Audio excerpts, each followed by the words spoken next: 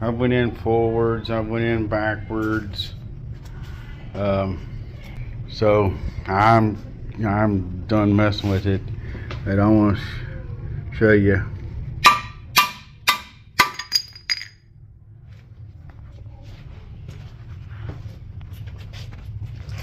That's the reason why it would not come out, because it is turned straight up and down in the trap.